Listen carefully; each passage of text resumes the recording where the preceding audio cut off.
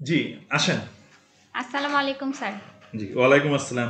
ভালো আছেন আপনি? জি স্যার। জি, বসেন। স্যার ওনাকেও নিয়ে ও আসছি। আচ্ছা, আসসালামু আলাইকুম। আসসালাম। ভালো আছেন আপনি না? জি, ভালো জি, আছি। জি। বসেন, বসেন। জি, ফাতেমা, জি স্যার। আমরা পেয়েছি আপনি যেটা পাঠিয়েছেন আপনার মেইল, আপনার বাচ্চার জন্য, সেটা আমরা পেয়েছি। তো আজকে আমরা সেই বিষয়গুলো নিয়ে কথা বলবো যে আপনার বাচ্চার আসলে আরো ৪ টি যে প্রধান বৈশিষ্ট্য আপনি যেটা মেনশন করেছেন, সেগুলো নিয়ে আমরা একটু কথা বলতে চাই। কি যেন নাম আপনার? আমার নাম মিল্টন। মিল্টন। জি, আপনি বোধহয় দুবাইতে ছিলেন, রাইট? জি, এখন কি করছেন? এখন একটা অফিসে চাকরি করি।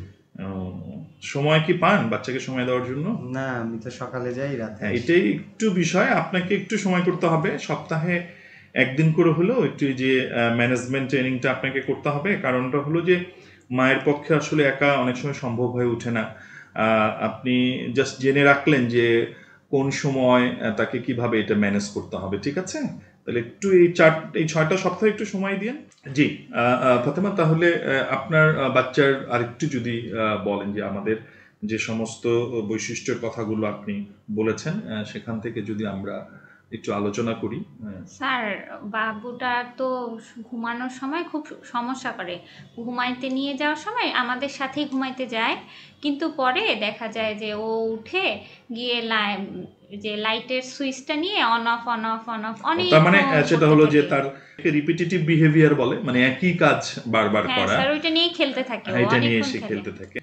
বাচ্চাদের এই জায়গাটাতে যেটা করতে হবে সেটা হলো যে তার ঘুম যেন সে পারতে পারে, বা ঘুমানোর যেন তার সেই পরিবেশটা হয়, সেই দিকে একটু তাকে আপনাকে খেয়াল রাখতে হবে। স্যার শুধু ওইটাই না, দেখা যায় অনেক সময় ঘুমাইতে নিয়ে গেলে ও ঘুমানো বাদ দিয়ে উঠে বিছানার মধ্যে ডিগবাজি দিচ্ছে দিচ্ছে তো দিচ্ছে দিচ্ছে। আপনার বাচ্চাটি ধরেন যে এই যে ডিগবাজি খাচ্ছে বা সুইচটা অফ অন করছে, তখন যদি আপনি তাকে এটাকে বাধা, জি তখন স্যার, বাধা যদি দেন তাহলে তো এত জেদ করা শুরু করবে, মারামারি কাটাকাটি, এমন অবস্থা কখনো কখনো নিজেকেই ক্ষতি করে ফেলবে, মানে তার মানে হাতে সেলফ ইনজুরির কামড়াবে, অবস্থা তার আছে, মানে চুল অ্যাগ্রেসিভ ছিঁড়ে ফেলবে। অ্যাগ্রেসিভ বিহেভিয়ার তো সে করে, তাই না? জি স্যার। আচ্ছা, আরেকটি বিষয় আমাকে বলেন তো, যে ধরেন যে আপনারা ওকে নিয়ে মানে যখন কাজ করেন, বা ধরেন আপনি ওর বাবা বাইরে যাচ্ছে, বা আপনি হয়তো বা তাকে রেখে একটু বাইরে, তখন তার কোনো কি ইন্টারেস্ট বা ফিলিং আপনি দেখতে পারেন? না স্যার, ও আসলে আমাদেরকে যে ভালোবাসে এটা ও কখনো প্রকাশই করে না।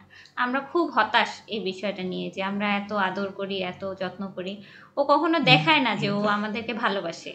ও, মানে এই ফিলিংসটুকু নাই যে না না, মানে সে বাইরে যেতে চায় আপনার সাথে, এরকম না। ওর মতো করে ও ও থাকে। ওর মতো করে থাকে, ও আচ্ছা, কারোর আচ্ছা। সাথে তার কোনো। মানে সবচেয়ে বড় বিষয় সেটা হলো যে ইন্টারেস্ট তৈরি করা। তাকে বলা যে চলো আমরা এখন ঘুরতে যাব, আউটিং করা আরকি, হ্যাঁ? এই বাচ্চাটাকে নিয়ে। ঠিক আছে? আমরা এই বৈশিষ্ট্যগুলো আমরা ধরে, ধরে আমার এই বাচ্চাদেরকে কিভাবে ম্যানেজমেন্ট আমরা করব, সেই ট্রেনিংটা আপনি করব। আপনি কি মিল্টন বললেন না আপনার নাম? জি। আপনাকে সপ্তাহে ১ দিন করে আসলেই হবে। ১ ঘন্টার করে আমাদের এই ম্যানেজমেন্টটা আমরা করা শেখাবো, যে কিভাবে বাচ্চাটিকে আপনি ম্যানেজ করবেন, তাকে কিভাবে রিএনফোর্সমেন্ট করতে হয়, তাকে কিভাবে আপনি অ্যাওয়ার্ডেড করবেন, তাকে কিভাবে আপনাদের মতো করে চলতে বা ফিরতে সাহায্য করবেন, সেগুলো আপনাদেরকে কিন্তু এটা করতে হবে।